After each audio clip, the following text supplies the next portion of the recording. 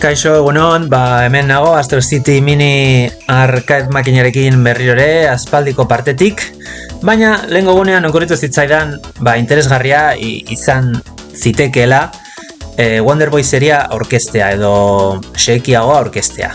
Hemen 3 Wonder Boy joko agertzen direlako, vale?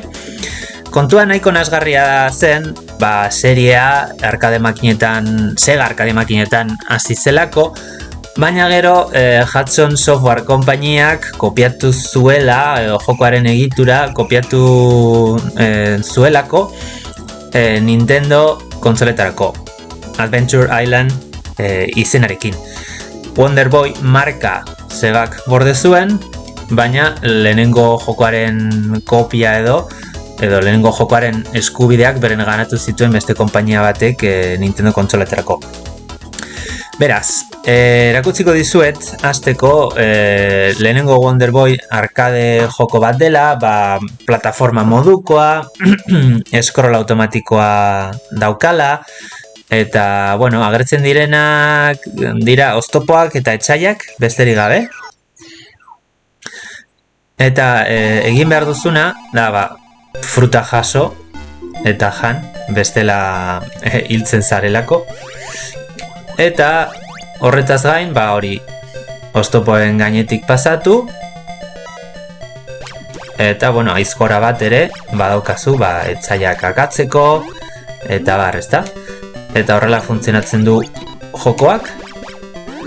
Denbora muga bat daukazu, frutek markatuta, edo, hor gainean dagoen barra hori, usten doa.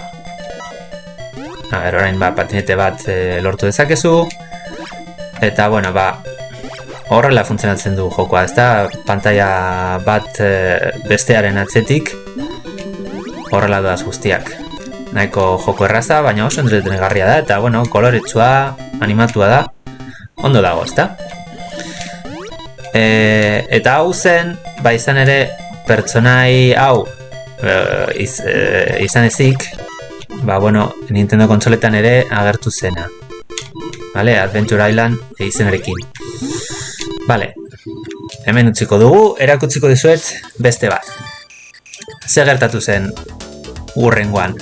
87an Wonder Boy Monster Island agertu zen arcade makinetan, baina hemen agertu ziren elementuak RPG generokoak izan ziren.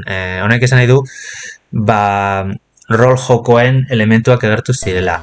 Pertsonaiaren garapena, puntuak, urrea edo monetak behar dituzu, garatzeko eta bar. Ikusten duzuenez, japoneraz dago. Eta orain, hemendik aurrera ja ezpata bat daukazu. Aurrekoan gogoratu aizkora baino ez zeneukala. Eta, zer daukate komunean joko hauek? Pantaiak nahiko antzekoak dira, ezta? Baina hau da, aventura joko modukoa. Urrea, monetak, txamponak lortzen dituzu. Denbora ere kontuan hartu behar duzu, bestela denbora agortzen bazaizu akabo. A ber... hiltzen badugu nagusi hau. Orduan, beraz, oso joko desberdina izan zen aurrekoarekin konparatuz. Bai? A ber, beste kolpe bat. Eta listo. Vale. A ber, txampon batzuk eta giltza bat. Vale, eta horrela jarretzen dugu. Sugeak eta etxai hauek oso arrunta eta osoikoak izan dira serie osoan zehar. Vale?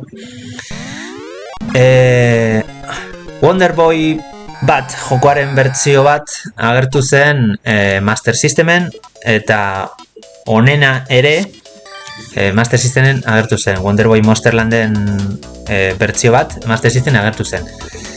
Baina ze gertatu zen gero Wonder Boy 3 Monsterler jokonekin. Hemen itzulera bat egon zen, hau da berrirore arcade joko puru bat, ez dauka RPG elementurik. Berrirore eskrola automatikoa dago, oso divertigarria da. Hemen ikusten duzuenez heroia aldatu da apur bat. Pantalla bere kabuz mugitzen da, etxaiak agertzen dira. Orain, jaurtigailu desberdinak dauzkazu. Adibidez, ez soilik esan nuen, ez soilik aizkora. Bestelakoak, baina berriro ere frutak bildu behar dituzu, jaso behar dituzu, aurrera jarraitzeko hor berriro ere agertzen da barra hori, eta barra hori agortzen bada, jokoa amaitzen da. Beraz, eszenarioak hartuko ditut. Eta horrela, oso divertigarria da, benetan, nahiko, kolore bizikoa da, musika ere ederra, eta honen bertsioa oso antzekoa, apur bat desberdinxea, baina oso antzekoa agertu zen Mega Driveen. Hemen RPG elementuak desagertu ziren, bale? Baina horrezegatik geroago, kenduko dut, horrezegatik geroago, baina hori beste egun batean erakutsiko dizuet, Master Systemen agertu zen Wonder Boy 3, beste Wonder Boy 3, ez Wonder Boy 3 hau, beste Wonder Boy 3, Dragon's Trap deitzen dena, hau da dragoiaren iruzurra edo, eta hori ere berriro ere RPG generokoa da. Zure personaia garatu behar duzu, arma berriak lortu, urrea, eta bar.